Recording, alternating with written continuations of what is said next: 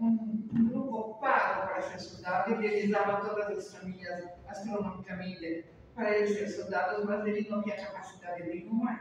As perdas de soldados, que não são soldados operários russos, é uma coisa que não dá para substituir, e por isso que eles importaram coreanos para trabalhar. Os coreanos ficaram encantados tendo o telefone celular, estão vendo filminhos adultos e não querem fazer a guerra, porque na Coreia não podia ver nada, está todo mundo se distraindo muito bem, ganhando muito bem, assistindo filminhos que não podia assistir.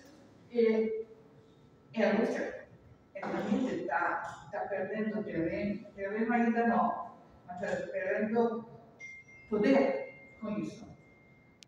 E o Irã está perdendo poder de uma maneira monstruosa, porque o regime do terror, que a mesma começou anos atrás, nós vimos que uma repórter do Estadão falou que no Irã era maravilhoso, que todo mundo falava poesias. Eu escrevia com muita variedade falando poesias. Falavam poesias como aqui no Brasil, no Estadão se publicava receita de cozinha. Na ditadura. Ditadura, não podia falar outras coisas. Aqui no Estadão, receita de cozinha. Primeira página é receita de cozinha. Isso que aconteceu. Ou poemas, né? Como? Ou poemas. Poemas. Poemas. Na linha Vieira. Sim, é a primeira página. Então, na Irã está acontecendo isso. É impressionante que ele voltou ultimamente para o Irã, conversando-se com um iraniano que estava morando no Brasil. Ele fala persa. Na Irã se fala farsi, persa. E a monstruosidade é que, primeiro, que todo mundo está com medo. Fizeram quando aquela mulher que saiu com o cabelinho de fora, acabou morta, ele continua sendo assim mesmo. Então, repressão, né? Uma repressão total. Depois, aquilo que é monstruoso é que as mulheres não têm o que comer, não têm o que fazer. Está tentando que algum estrangeiro mande um apelo se alguém precisa de um rim, de um pedaço de fígado, que elas estão dispostas a doar o próprio rim para transplantes para outros, porque não tem o que comer. Não tem o que comer. Estão usando toda a capacidade de fazer energias para bomba, mas eles precisariam fornecer energia elétrica para as próprias cidades em volta de Teherã. As cidades estão no escuro, gente, não tem energia elétrica, porque está sendo tudo aproveitado para uso próprio do governo, e o povo se dane. E todo mundo morre de medo de abrir a boca, porque a repressão é tanta que tem enforcados ao lado dos postes, fora da cidade. Pendurados. À noite se vê esses corpos pendurados com barração. E quando vieram os americanos que quiseram ver que não podiam ter filhos, falaram para a menina, nós queríamos ter um filho. Uma da loja falou, espera aqui, em 15 minutos ter uma criança. Acharam o filho de alguém, que está todo mundo desesperado, não pode levar. Quando que eu no mercado disso? Essa pessoa mora lá? Não, essa pessoa agora está aqui de novo. Ele é persa, esqueci o nome dele. Ele ficava no pavilhão do Estado de Base. Estado de Base, uma entidade aqui embaixo. Ele fez esse discurso, tanto que eu estava lá, e meu filho me telefonou, eu coloquei ele para ver esse discurso. Um discurso, porque a política do Irã não foi sempre assim. Antes tinha o Shah, que também era pessoa, também não era ótimo, mas era completamente diferente. E agora tem, desde quando tem a aula com o Mini, depois eu caminhei, que foi uma direção contínua para a população local. E agora Israel está conseguindo acortar as ligações deles, porque o Hamas começou a agressão. O Hamas contava que o Hezbollah ia ajudar, mas que o Hezbollah dependia diretamente de Teherã. Mas agora Israel comprou guerra, está neutralizando o Hamas, fechando, até mostrando abertamente que o Hamas não deixa os palestinos com medo, que colocaram um bloqueio contra todas as ajudas internacionais que vinham, Saqueavam. saqueavam. E o povo está morrendo de fome. E eles querem falar, eu Sinui, Yahya Sinui, que era o líder do Hamas, tinha sido preso em Israel, não porque ele matava judeus, mas porque matava na faixa de Gaza todos aqueles que não pensavam como ele. Então ele começou matando, não matando judeus, e quando matando palestinos. E quando foi preso, estava na cadeia, ele foi solto, porque foram soltos 1000 delinquentes em troca de um vivo, de uma pessoa viva, o Gilad Shalit, que veio também aqui. Mas para essa troca foram só 1000 delinquentes, que aos poucos se tornaram mais agressivos, mas tudo aí.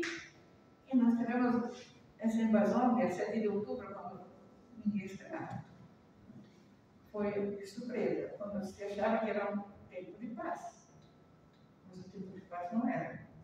E eles se prepararam quantos anos para isso? E todas as ajudas, e todo o apoio, que até Israel dava como alimento, mas tudo eles usaram para fazer túneis. E onde estavam todos os túneis, eu para estudar, embaixo da escola, embaixo dos hospitais. Então, teoricamente, agora, a CPI, a Comissão Internacional de a CPI da Corte Penal Internacional, a Corte Penal Internacional acusou Netanyahu, como? A polícia de Haia. Netanyahu para fazer crimes contra a humanidade. Mas eles esquecem que a coisa começou com os outros sequestrando e matando. Então, os outros não são nada, nós temos que, não podemos nos defender. Agora, teoricamente, Bibi Netanyahu foi comparado a Putin. Mas Putin é um agressor. Israel está se defendendo na Corte Internacional, está defendendo. E ninguém fala que se eles devolvessem esses sequestrados, a guerra vai mesmo. Acabava na hora. Mas eles não. Os sequestrados estão sequestrados. E ninguém fala dos sequestrados. Até o Papa aproveita desse tipo falando ao Papa. Olha, uma vergonha, Papa.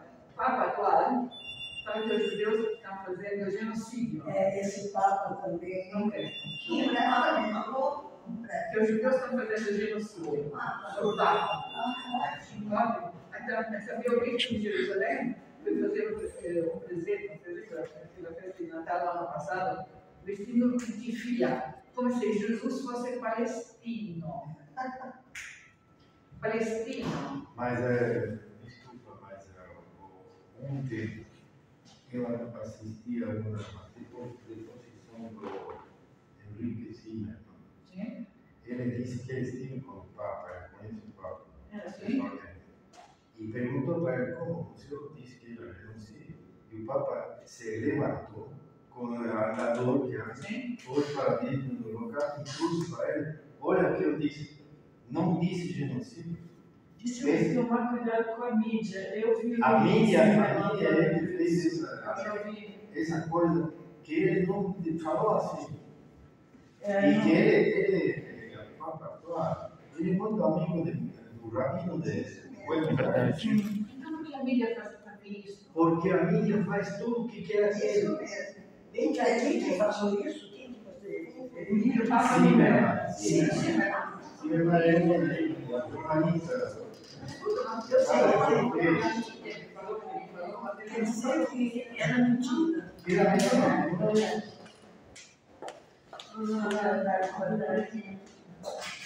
Gente, A mídia é uma coisa difícil. eu comecei Eu li diretamente que o Papa tinha falado em genocídio. Aí toda a imprensa italiana veio contra o dito do Papa, que já na Segunda Guerra Mundial o Papa do silêncio era antissemita, que era mesmo.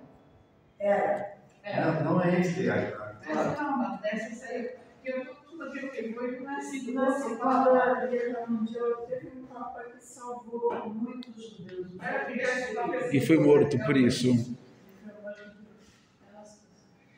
Então ele mostrou.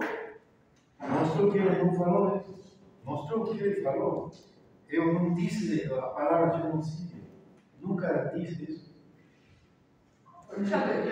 Minha entrevista, eu tirei como meu marido também dava entrevista, eu deixava publicar antes de ler aquilo que os jornalistas escreviam.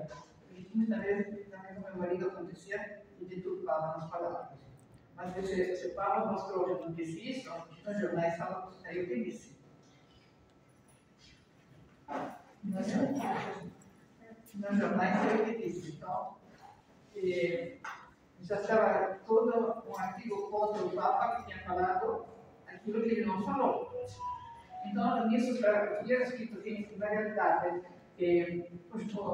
Israel ganhou muitos frentes jurídicos e políticos da decisão do Tribunal Penal Internacional. Que aquele que está claro que as relações internacionais diplomáticas e judiciárias, nós temos um oitavo fronte da guerra contra Israel. Porque, primeiro, o Estado hebraico ganhou terreno em Gaza. Em Gaza, nós ganhamos terreno, muito terreno. Tanto que tinha ainda os sequestrados que devido isso tudo para aquela sequestrada. Até prometeu milhões de dólares para quem entregava os sequestrados. Mas tem sempre alguém que tem medo de alguém. Alguém que fala e depois mata a família dele. Bom, então, mas no terreno em Gaza, realmente estão interrompidas as ligações. No Líbano, igual que os muito duros, os inimigos, porque no Líbano também, olha, descobriram que toda a ONU estava até apoiando o Hezbollah. O Hezbollah fez as bases deles ao lado dos muros da ONU. Aqui aconteceu outra coisa, quando Israel feriu um representante da ONU que estava junto com o Hezbollah, não falaram que por engano o Hezbollah matou pessoas da ONU. Eu faço daqui a pouco, eu estou filmando no celular agora. Obrigado. Israel feriu alguém da ONU, Eu faço continuar a assinatura. Criminoso. Então, em Gaza, nós estamos ganhando. No Líbano, Se você puder preencher o meu nome, então se você puder colocar meu nome, preencher para mim. No Iêmen ficou com medo, porque o Iêmen também começou a mandar Depois eu faço. Obrigado. Drones contra Israel. Também, aí naquele tempo, quando os Estados Unidos entravam no meio, eu mandava o Iêmen para eles. E no Iraque, também Israel se defendeu com todos os depósitos de armas que o Irã tinha feito no Iraque. Ele até chegou a mandar drones para o Irã. Agora, o Irã está estremecido com isso, tanto que a agressividade do Irã contra Israel está diminuindo. Agora foi pedido 60 dias de Trégua. Que não está sendo observado muito bem, porque no primeiro dia já tiveram pequenos Atentados terroristas. Mas as forças libanesas não podiam ultrapassar o rio Litani. O rio Litani é um rio a 12 quilômetros do limite com Israel, e não podia ter mais movimento nem Hezbollah até esse rio Litani, que foi marcado como limite. Então, até lá, Israel, neste momento, está superior. Então, os terroristas da Judéia, da Samária e da Judéia também estão sendo estremecidos, porque perderam os apoios com a ligação que eles tinham com o Irã mesmo. Mas a única coisa que a gente não ganhou é a mídia, são as universidades. As universidades no mundo inteiro que estão sendo financiadas para fazer campanhas antissemitas. E a classe artística, né?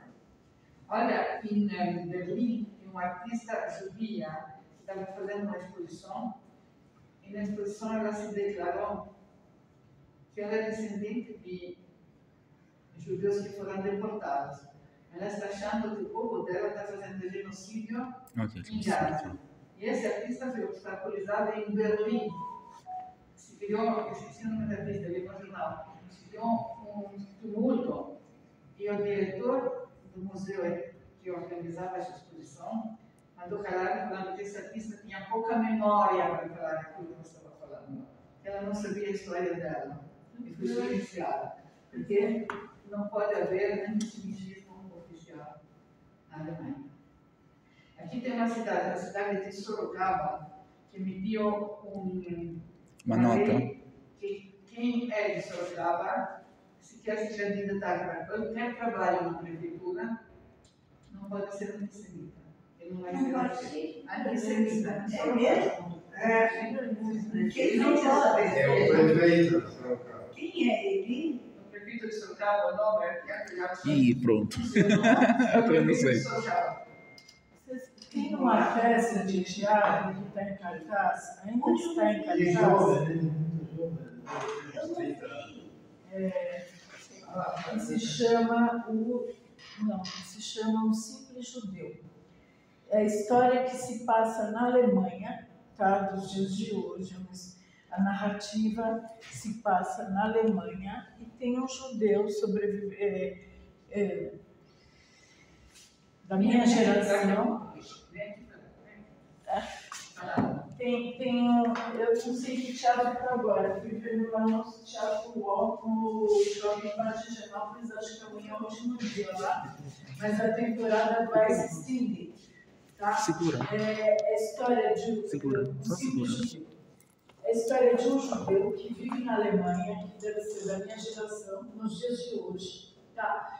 E os pais e avós são sobreviventes do Holocausto. Ele é um cara que se casou com uma não judia, teve um filho que, enfim, não vou falar o resto.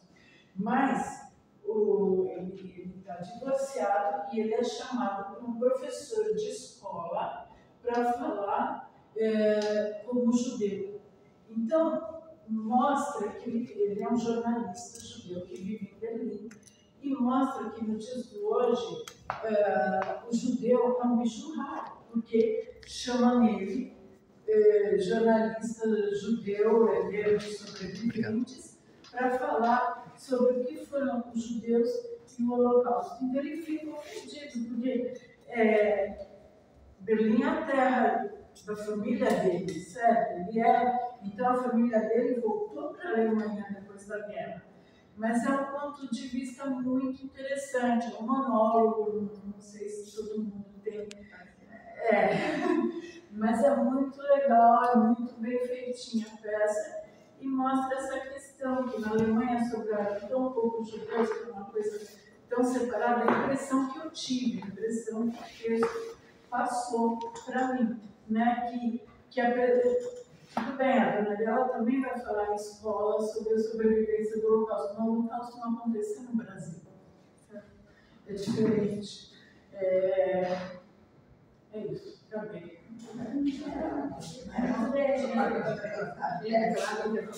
Aliás, eu fui ver que propaganda, quem produziu foi a filha de uma amiga minha. Então, por falar,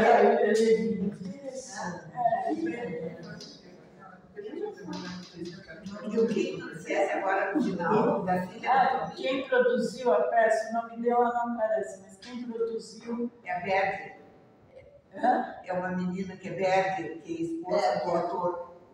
Não, é filha de uma amiga minha. É filha de uma amiga minha, se chama Lia Levin. Ela está no meio de teatro. Sim. A peça, o ator, ele é o marido de uma menina, de uma moça que é de Porto Alegre, que é Berger, que ela trabalhou na produção do espetáculo. Isso. Muito bem. A gente assistiu lá na Libes, quando apresentaram, acho que a primeira. Passou lá, a primeira apresentação foi lá. E ele estava se enxergando como um animal no zoológico, quer dizer, que queria mostrar como é que era um judeu. Isso. Então, isso que ele estava revoltado. Exatamente isso. Mas isso é horrível. Olha, e passou o filme Pássaro Branco. Está passando agora. E me convidaram, falando, fala você, porque é a tua história. Eu fui convidada bastante vezes no lançamento desse filme. Olha, gente, uma pessoa idosa que nem eu, começou a visitar um neto que na escola tinha problemas. E ela começou a contar a história. Eu não aguentei por embora. Eu não aguentei. Eu também, eu passei esse tempo no fascismo na Itália. Eu passei o tempo todo depois do fascismo. E como ela falou, estranho aí, um judeu. Uma vez, na escola, não uma escola, uma escola pública, eu cheguei atrasada. Não cheguei atrasada. No primeiro sinal todo mundo entrava e no segundo sinal se fechava a porta. Eu estava chegando quando estava começando a tocar o segundo sinal. E o servente da escola, o Del, falou, você chega atrasado? Oh, mas está ainda aberta, não deixa entrar. Quando essa escola era cheia de judeus, ninguém chegava atrasada. Só sobrou você. E chega atrasada. E pá, fica para tudo. Gente, isso foi depois do fascismo. Eu nem contei para os meus pais. Nem contei. Porque basicamente, agora não podia, aí eu podia dizer, estava tocando o segundo sinal. Mas todo mundo estava entrando. Mas eu era judia. Só eu tinha sobrado. Uma escola com mais de 2.000 alunos. Meu pai contou que ele voltou para a Polônia, a irmã dele, e eles foram onde eles moraram. A dona da casa virou para ele e disse, vocês ainda estão vivos? Vocês ainda estão vivos, seu pai? Mano, a mesma coisa aconteceu para meu pai. Meu pai, quando nós voltamos, voltando da Suíça, o exército americano deu um acampamento para a gente, nós tivemos uma lona. Meu pai, a única coisa que tinha a chave de casa foi para a nossa casa. E para a nossa casa, abriu a porta e tinha gente dentro. Meu pai mostrou que na porta tinha o nome dele, meu pai. Então eles colocam o nome da pessoa na porta da casa.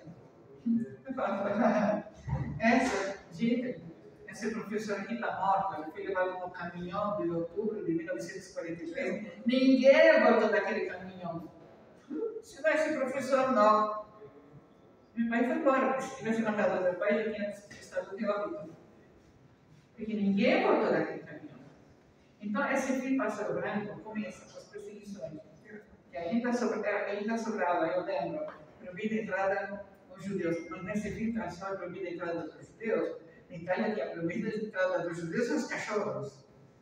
Cachorro judeu não pode entrar aqui. E começa com a discriminação escolar. E começa, se trata de pessoas que da França estão fugindo, subindo os Alpes. Também fugiram dos Alpes. Essa lembrança que eu fui até hoje. Eu fui embora. Eu não aguentei. O filme é ótimo. Feito muito bem feito, eu conceito para quem quer ver. Eu fui embora. Não deu. Por quê? Eu já vivi isso. E mais sempre para aprender isso. Porque me convidaram porque o filme é muito bem feito, falaram, olha, essa é uma história que pode ser real. Mas depois que os judeus perderam emprego, foram segregados, e depois voltar na mesma cidade, onde tinha gente que era feliz, porque meu pai tinha um encargo de muito valor, o melhor diretor da escola da cidade. De repente, concurso. Aí, quando eu fui embora esse diretor, fui colocado amigo do diretor de Roma, fui posto em Roma, porque um judeu não podia nunca voltar a ser diretor de uma escola de cristãos. Gente, isso continua depois. Isso continua até hoje, né? Continua até hoje, vendo aquele filme. Eu não queria. Eu fui lá. Não aguentei. Pronto, é por isso. Eu assisti, é bom o filme. O filme é Mas assim, é de chorar muito. Eu não chorei nada, eu fui embora porque não aguentei, me deu falta de ar. Me falta de ar, eu me senti não sei, eu contei para muita gente como aconteceu, que minha mãe deu neve levar um contrabandista me carregasse em cima das montanhas, porque a neve era mais alta do que eu. Depois, minha mãe escorregou em uma descida no meio da neve, escorregou. E ela escorregou, mas ninguém para. Minha mãe levantou, correu atrás, levantou. Aí vi minha mãe caindo, então comecei a gritar. Mamãe, todo mundo, cala a boca. Aquele que me carregava, eu já contei essa história. Aquele que me carregava, me deitou na neve, ela me tapou a boca. Aquele me fez a respiração boca a boca. E eu comecei, eu acho que eu ia gritar, vamos falar, cala a boca, tua mãe morreu, mas se você grita, morremos todos. Eu fiquei com a boca por bastante tempo. E ver um filme assim, não era para mim.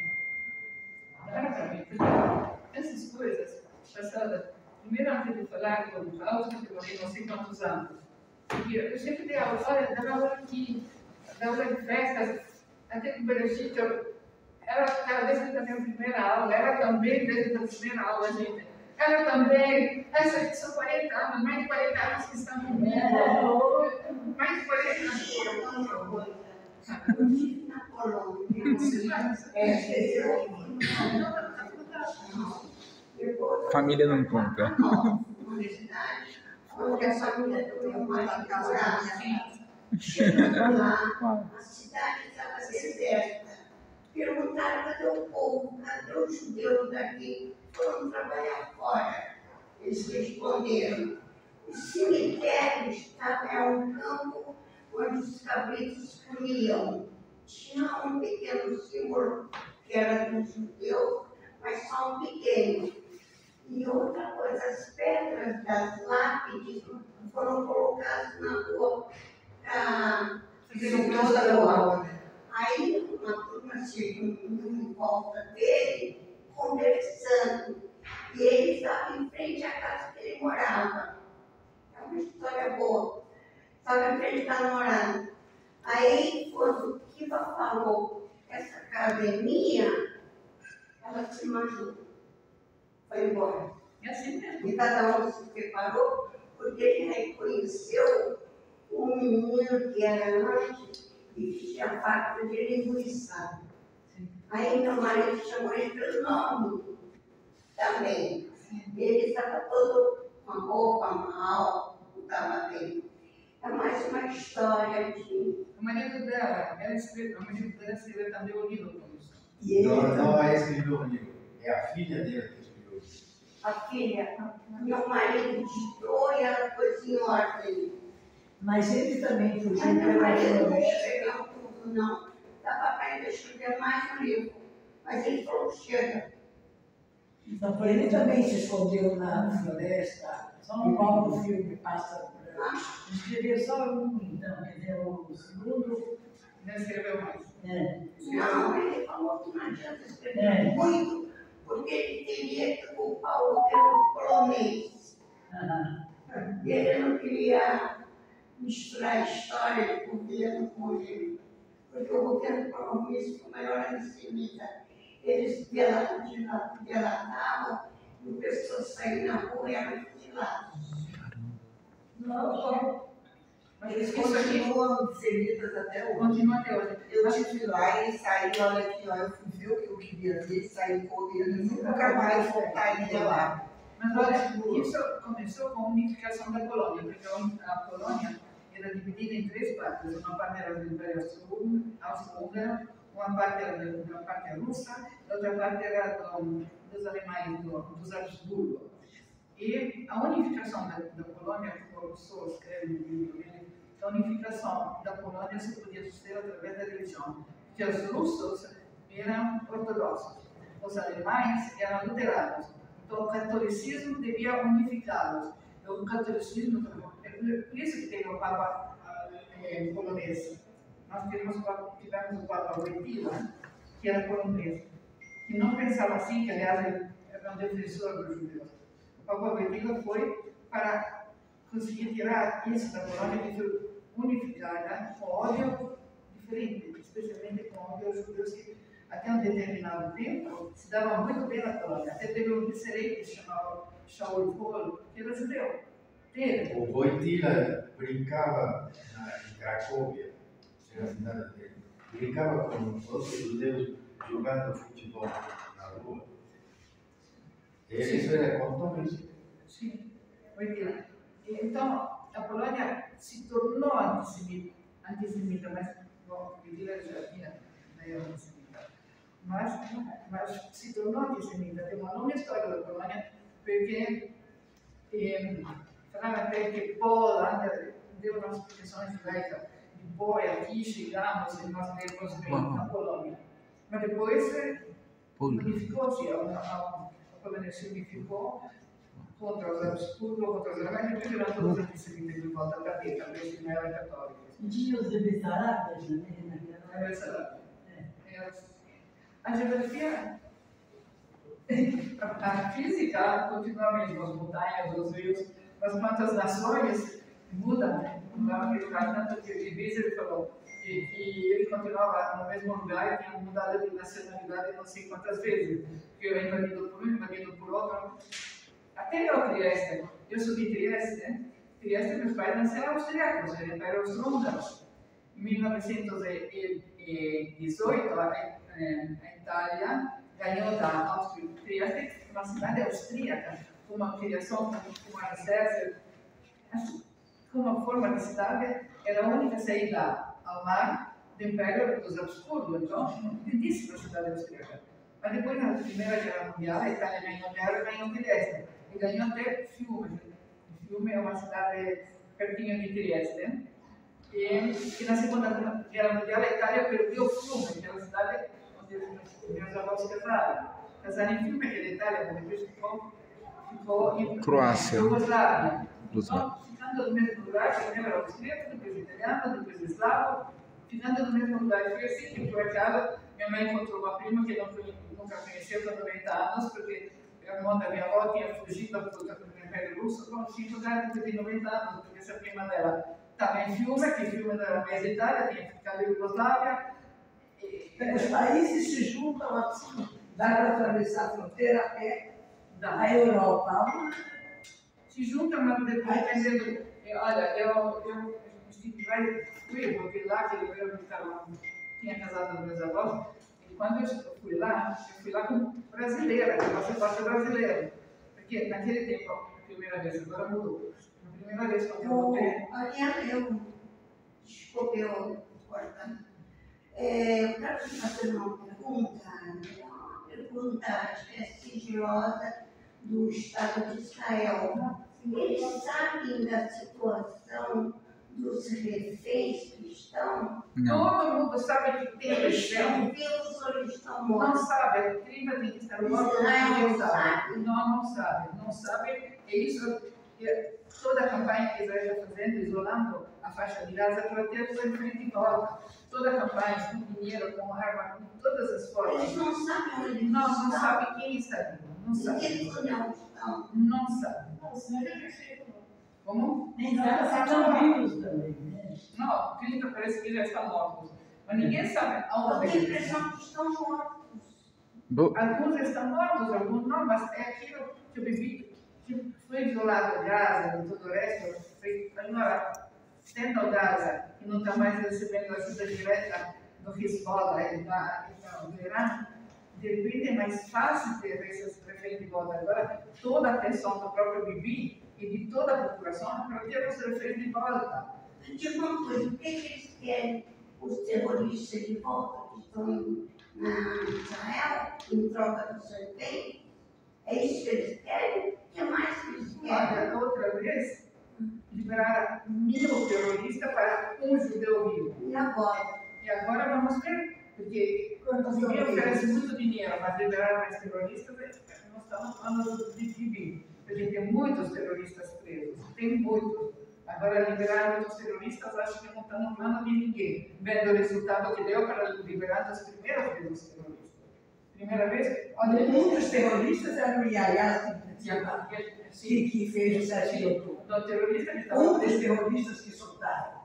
trocaram e não pode ter. Não dá. Não dá. Então é por isso que agora promete mundos e fundos para quem devolve para 5 milhões de dólares para quem que dá notícia de um sobrevivente.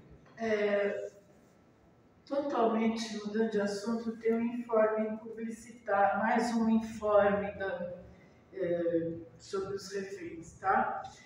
Não é informação dos reféns, não é isso, é uma manifestação que vai acontecer aqui em São Paulo, na Avenida Paulista, 2024, no domingo, eu vou pôr isso no grupo, no domingo, 1º de dezembro, esse domingo, daqui a 3 dias, às 9 horas da manhã, na Avenida Paulista 2024. E aí fala assim, ninguém sabe ao certo quantos dos ainda 101 reféns do grupo terrorista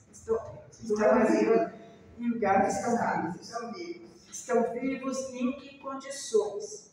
Muitas mulheres entre eles, mulheres que estão sendo torturadas física e psicologicamente, violentadas, estupradas, violadas em todos os sentidos. Elas não podem falar.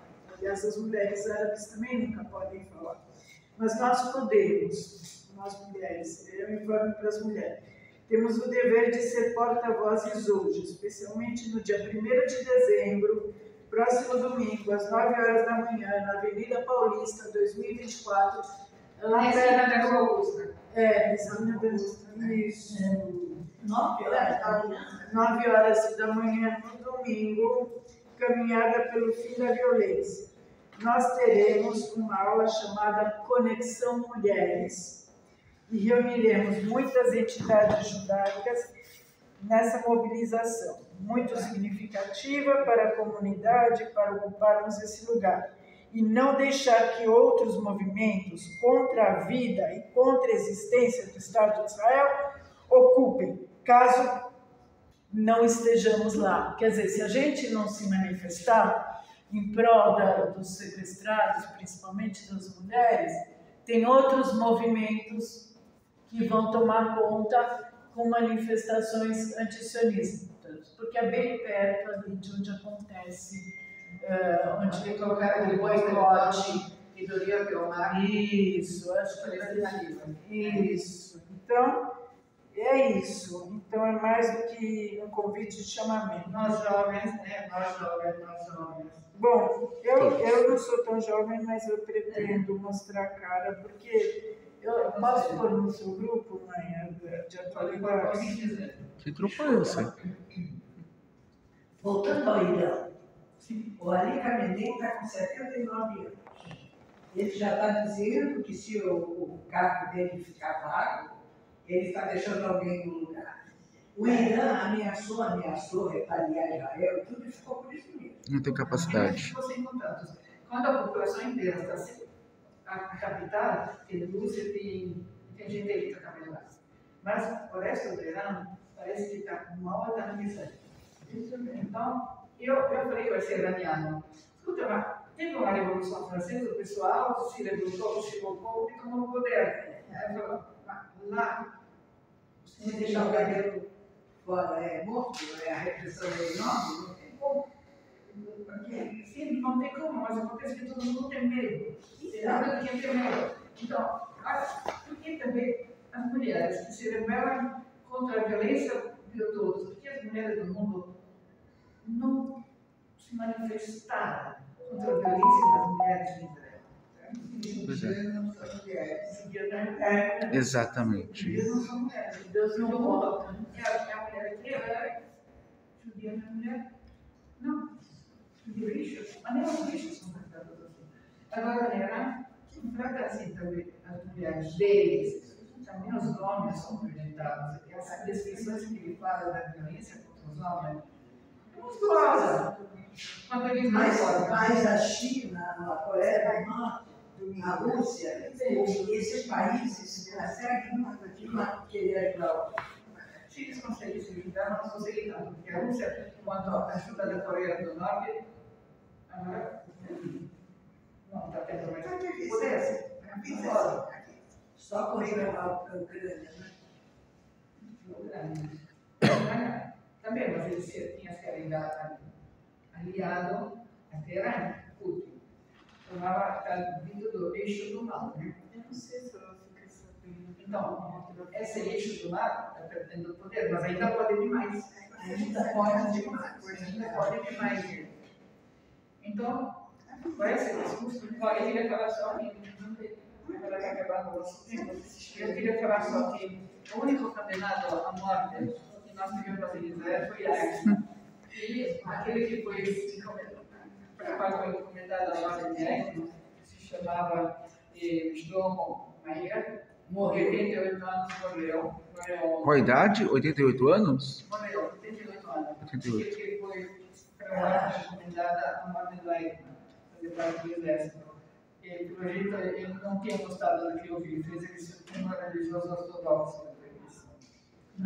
Ele não gostou daquilo que ele fez. Mas nós lembramos que até que não foi preso Eichmann, não se falava do Holocausto, porque as pessoas que tinham sobrevivido ao Holocausto sentiam vergonha, porque quando nasceu o Estado de Israel, também é um Estado orgulhoso, nós defendemos a nossa terra, nós fazemos tudo, nós somos fortes.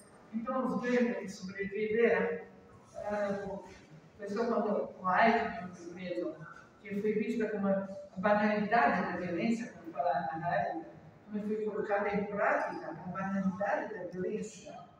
Só aí, que até em Israel tomaram consciência daquilo que estava acontecendo. E depois daquilo que aconteceu, essa verificação, Israel estava sempre muito cuidadosa com a própria defesa.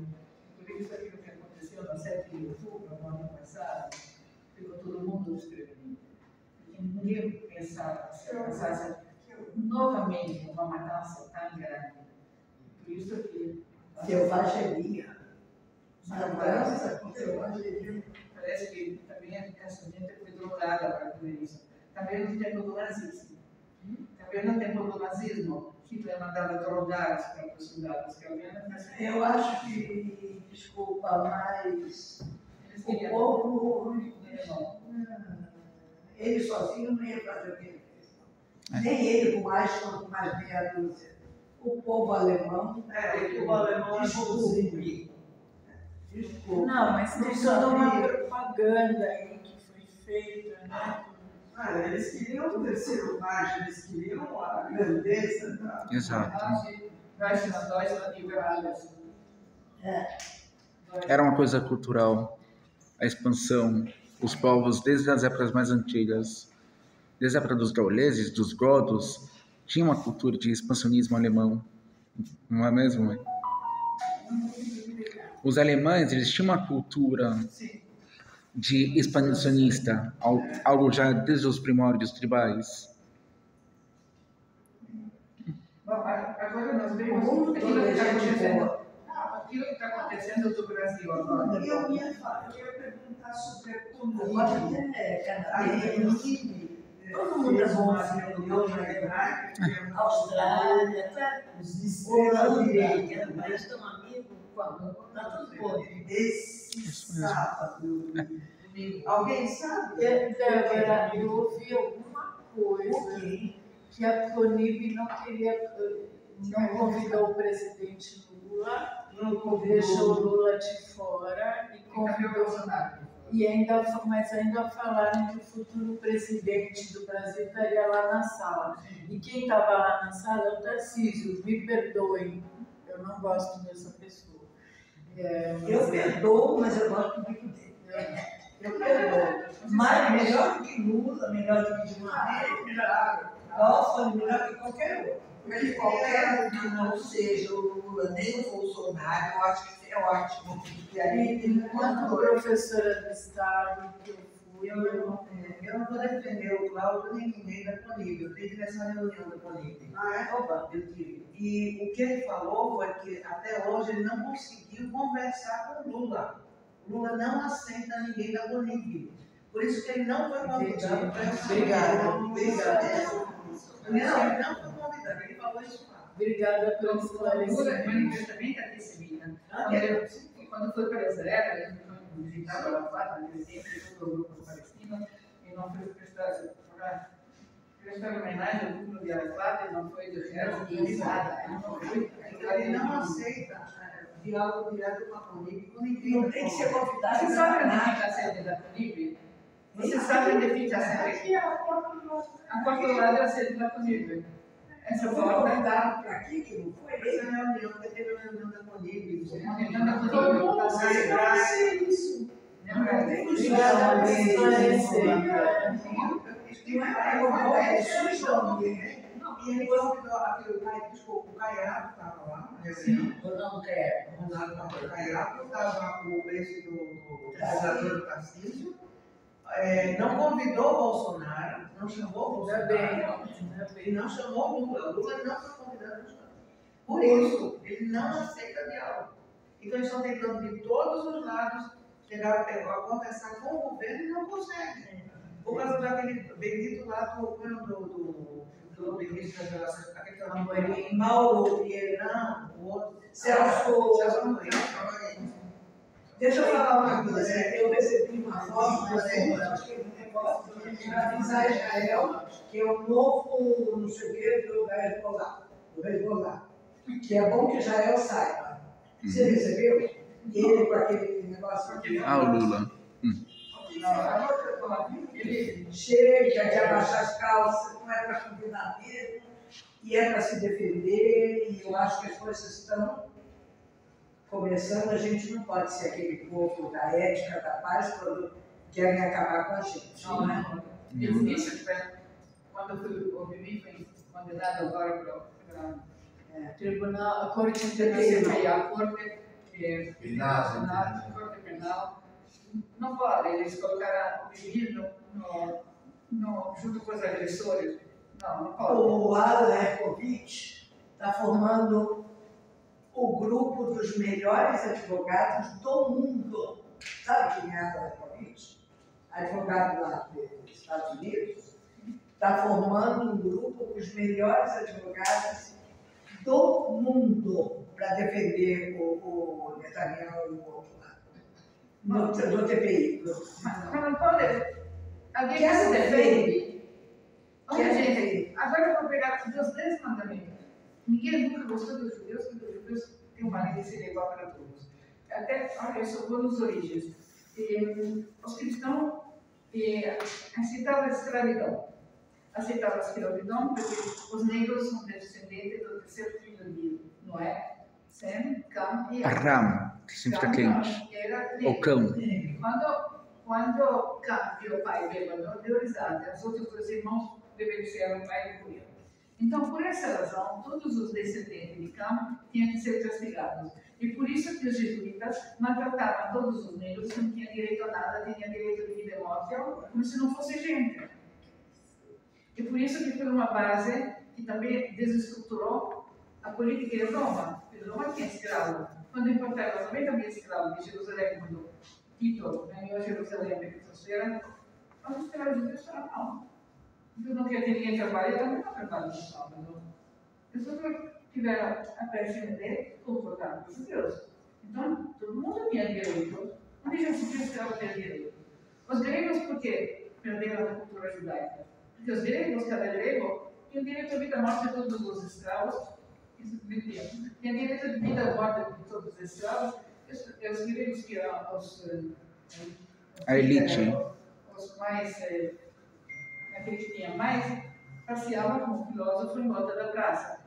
Peripatéticos, os filósofos de Aristóteles. Eu já contei aqui, porque quando eu achei isso, foi eu que achei, e achei muito divertido. Peripatético é a escola de filósofos de Aristóteles. Então, a escola de filósofos de Aristóteles caminhava em volta das praças ensinando filosofia. Os escravos trabalhavam, se não trabalhavam bem, podiam matar. E aí, quando Roma invadiu a Grécia, isso, a palavra peripatético quer dizer prostituta, porque quem anda em volta das praças não é quem pensa bem, mas são prostitutas. Então, essa visão diferente entre a ideia grega e a ideia romana. Os romanos eram mais práticos. E os judeus seguiam a lei. Os judeus seguiam a lei, que todo mundo teoricamente igual, tinha direito ao descanso. Então, os judeus incomodavam tudo de lado. Então, onde já se viu escravo ter direito ao descanso? Onde já se viu eu colher bem ao pobre? Ah, não, é muito pobre, ajuda a viúva, ajuda estrangeiro. Tá chovendo? Tá chovendo. Gente, se está chovendo aqui, tem chá, tem café, tem tudo para ficar aqui quantos quiserem. Sim, mas agora eu acho que. E aqueles traidores agora? Você focar, os traidores lá na você focar, o que vai acontecer com cada turma? São 3, né? 2, 3. Eu não acreditava. Eu não acreditava. Traidores.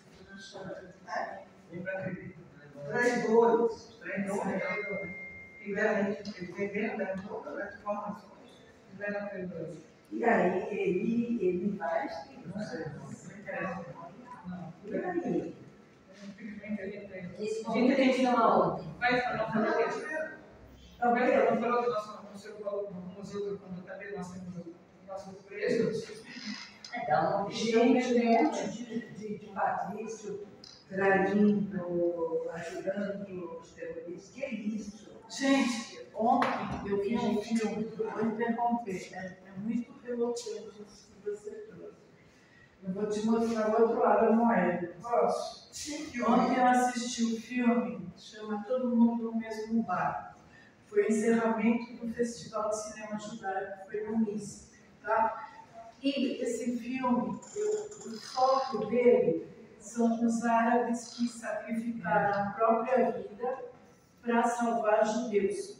Então, árabes israelenses. Então, é a história de o foco central é a história de um motorista de van que tinha levado muitos jovens para a festa. E a hora que ele ficou sabendo, ele recebeu uma mensagem, ele foi, deixou a família, todos os filhos, e foi ao resgate. Ele fez 2 ou 3 viagens, cada viagem com 30 pessoas, que era a lotação máxima da van dele, arriscando todo mundo. E o filho dele foi no carro dele. Um dos filhos dele, que era paramédico, foi no próprio carro do filho resgatar judeus israelenses que estavam sendo perseguidos e mortos. Só que esse filho dele foi sequestrado junto com outros judeus e acabou morto junto com aqueles 6 que foram assassinados quando o exército de Israel estava entrando. Então, esse filme tem como foco a solidariedade árabe. O árabe que trabalhava com os de gasolina, o árabe motorista, o filho de árabe, o mestiço que trabalhava no exército israelense, que detectou os terroristas vestidos de soldado israelense, os guardas encontraram todos os soldados israelenses da fronteira mortos, entendeu? Então, assim, esse filme é pesado, mas mostra a solidariedade árabe. Inclusive, esse motorista recebeu ameaças, telefonemas dos árabes, dizendo que ele, árabe que tinha salvado tantos judeus, ia ser morto, estava na lista negra deles, né? E a resposta dele foi: eu salvei seres humanos, entendeu? Eu sou um ser humano, enquanto ser humano, eu salvo outros seres humanos. E ele era a postura de Israel com relação à parte de hospital e tudo. Sim. Importa que seja, sim. Agora, o que eu acho assim, que dói muito, é saber que tem nossos que recebendo dinheiro, está vendendo nosso. Isso é terrível. Isso é terrível. E aqui no Brasil a gente tem exemplo de judeu antissemita na mídia, né? Há anos fazendo esse papel e agora durante esse Mas isso eu peguei tudo pro lado, também na Itália, tinha um judeu que... É a mesma coisa para quem é currículo, na época do Holocausto, que tinham anos que eles pegavam os patrícios. Não, tinha judeus que entregavam. Se entregar, E tinha eu judeus não só os holandeses, tinha um italiano também de Veneza, chamava Canutela Nera, que se colocou de acordo com eu conheço todos os judeus da cidade, tinha um cumprimento assim, ele deu, pode pegar. Nós, como vários senhores, eu foi um Pitigrilli. Acho que você conhece o Pitigrilli. É um escritor argentino. Ele se chamava Dino Segre. Dino Segre, chamado de Pitigrilli. Ele escreveu romances até divertidos, um se chama Mammiferi di Lusso. Bom, Pitigrilli tinha uma família Segre. Os Segres são muitíssimos, nós somos todos da mesma família. Tinha uma família Segre que tinha muitos filhos homens e quase todos casaram com filhas, menos um, que fez um filho para a família. E aqueles que tinham mais filhos se reuniam de vez em quando, e, aliás, sempre formaram um partido antifascista, de partizão. E esse menino, Dino Segre, ouvia, e estava surgindo o fascismo. Aí, quando viu, ele soube que ele tinha notícias importantes. E foi vender as notícias para os fascistas. Aí os irmãos perceberam que estavam sendo seguidos, acompanhados, e começaram a fechar a porta para ele. Ele não viu mais nada. A polícia italiana se chamava Ovra. Como chamava a polícia italiana? Ovra. O nome da polícia italiana. E ele estava vendendo notícias para Ovra. Mas os irmãos começaram a desconfiar dele, não falavam mais nada. Mas ele não queria perder o dinheiro que estava ganhando, então, quando não tinha notícia nova para ganhar o dinheiro, ele inventava. Meu Deus. Ele inventava. Os irmãos se deram mal por causa daquilo que ele tinha delatado anteriormente, mas eles mudaram e os irmãos resolveram seguir outro caminho. Mas ele foi descoberto que estava inventando notícias e foi para a Argentina. Na Argentina ficou o famoso escritor do divertido, que pegou o nome de Pitigrilli, e era muito conhecido. E escreveu romances divertidos, ele sabia escrever bem. Até que chegou alguém que descobriu quem ele era. No lançamento do último livro, ele foi coberto de tomates podres. Desculpa que eu interrompa, mas ele sempre eu contradizendo você. Eu sou amigo do Conde de Venezia. Não? Conde de Venezia. Ele se chama Luigi Donada de Rose. Sim. E ele me conta que o pai dele, no Holocausto, o pai dele conservou 2 famílias hebreias na casa dele. Quer dizer, nem todos os italianos são fascistas. Não, de jeito nenhum. De fato, eu sou viva, porque um italiano arriscou a vida para dizer para os meus pais: vai embora que tem a polícia nazista na frente de casa. Sim, por exemplo, você falou agora sobre Trieste, mas o norte da Itália era toda austríaca. Sim, Alto Adige, tem 2 cidades lá, Bolzano e Merano. E nessas 2 cidades se fala italiano? Não se fala. Se fala alemão? Não, se fala. Claro, e inclusive está os títulos dos negócios em alemão. E o partido político que representa essas 2 cidades se chama Allgemeine Volkspartei. O que significa isso? Sim, mas continua sendo isso. Sabia disso? O que significa isso? Allgemeine significa conservador. Meu pai recebia todos os dias jornada de Buenos Aires que se chamava Allgemeine Zeitung. Meus pais falavam alemão. Não, meus pais nasceram austríacos. Claro, era alemão. Sim. alemão mesmo. Mas ele até hoje em dia é alemão. Sim, mas é italiano, fala alemão. Agora, A sinagoga de Trieste é uma sinagoga askenazi. Como? A sinagoga de Trieste é uma sinagoga askenazi. Sim, mas agora só tem essa frase. Mudou. Mas a sinagoga é askenazi. Era askenazi.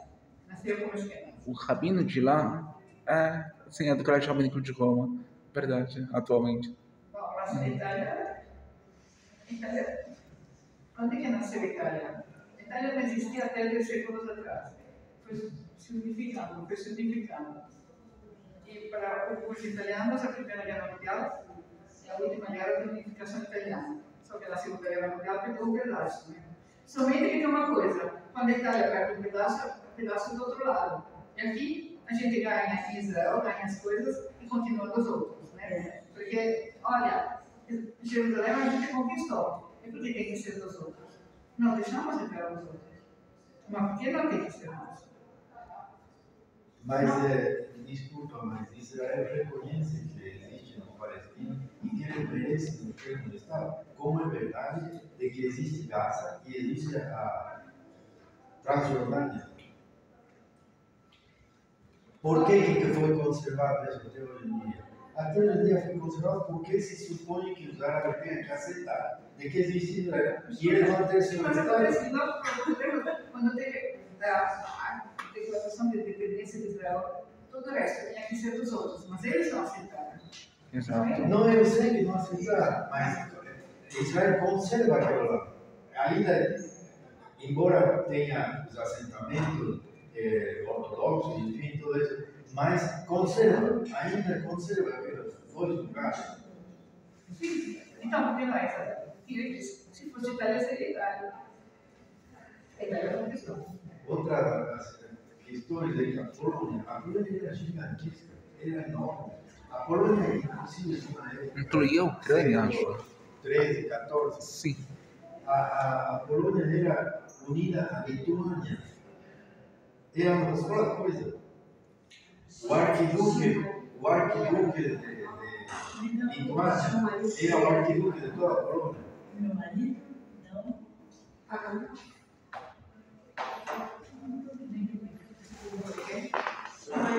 Porque meu marido falava que o marido dele era da minha Stacho. Gente, então, eu acho que desculpa, né? A gente continua a Lembra do tigre? O nome? Dino Segre. Dino? Segre, como é? Ah, segue. Dino Segre. Mas não é uma hora para mim. Não era parente? Não. Não, para, imagina. Ah, daquele. Hazve Halila. Como? Dezembro tem. Não, deixa eu ver. Boas férias aqui comigo. Vamos lá. Bom, gente. E eu também. Se Deus quiser, estaremos todos aqui embaixo, né? Então, se Deus quiser, estaremos todos aqui embaixo. Ainda bem, porque eu ia ficar órfão. Sim, aqui se falou o tempo todo de judeus, traidores. Eu tive essa experiência aqui em São Paulo, com a sua comunidade. Por que me olha? 50 anos que eu já estou aqui nessa cidade. E quando eu precisei das instituições, era sempre me recusaram. Sim.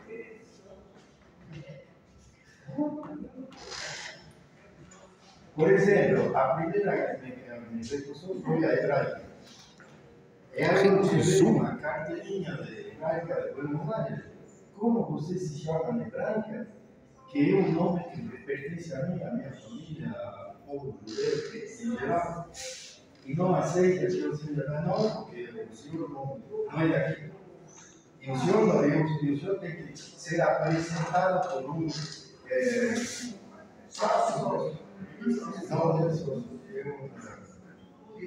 diretor. Aí então eu perguntei, mas me deu o telefone de um diretor que eu vou ligar. Zero, não é assim que se faz. Segunda vez, definitivamente, a experiência foi quando minha filha, de 4 anos, tinha que ir na escola. Então eu fui na Renascença para Não se conhecer. preocupe, está tudo sob controle. Não se preocupe, está tudo sob controle. Como assim? Não se preocupe, tá tudo, com meu filho, está tudo sob controle, não se preocupe.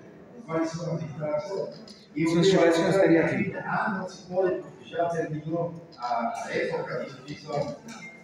Eu alegava, mas sou uma menina que tem 4 anos, eu digo que ela frequenta a escola judaica.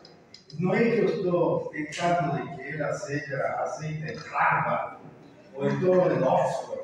Eu tenho 4 aninhos, caramba. Eu também não sei quando é que é o período onde só encontrei uma escola que aceitou. A professora se chamava Fanny, era Pérez, e era na Avenida Brasil.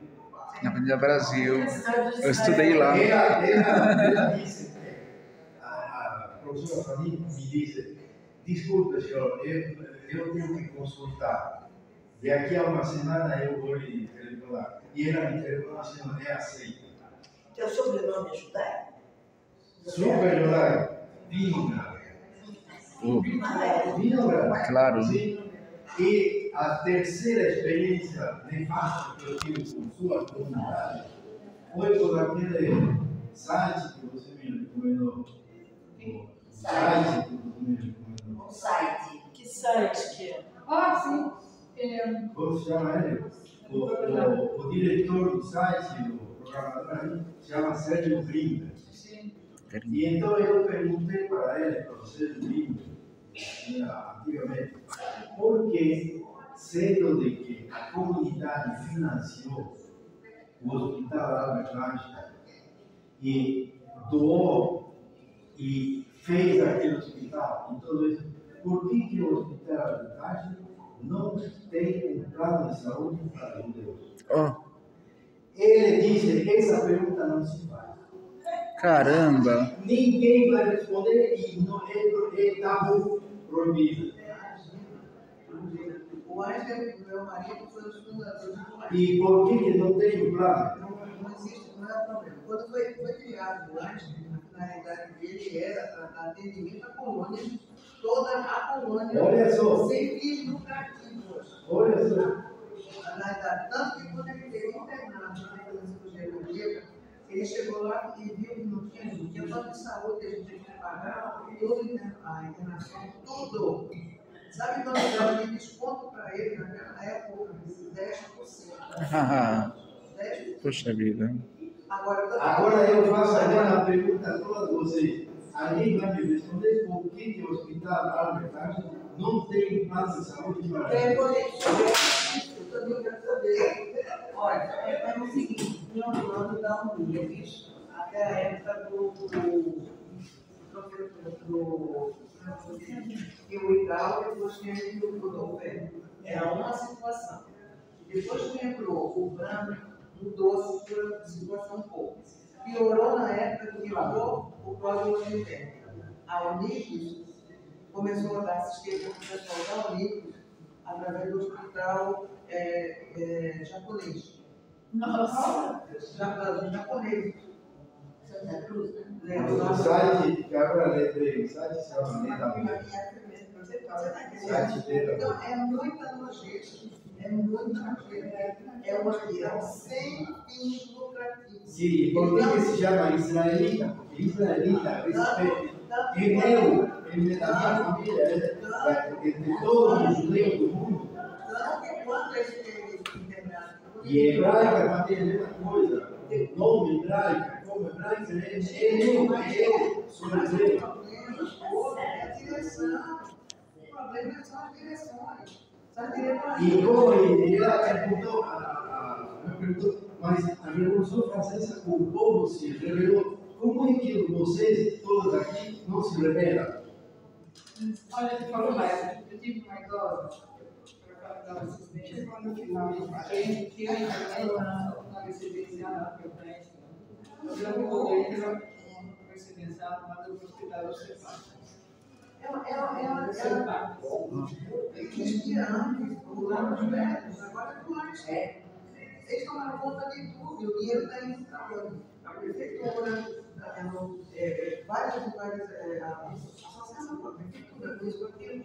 Eles não dão dinheiro também para político, para ter que aguentar tudo isso daí. Mas eu pergunto, por que eles se surpreendem com aqueles que são vocês que traíram Israel, o menino? Mas você também traz o povo hebreu o tempo todo. A gente tem que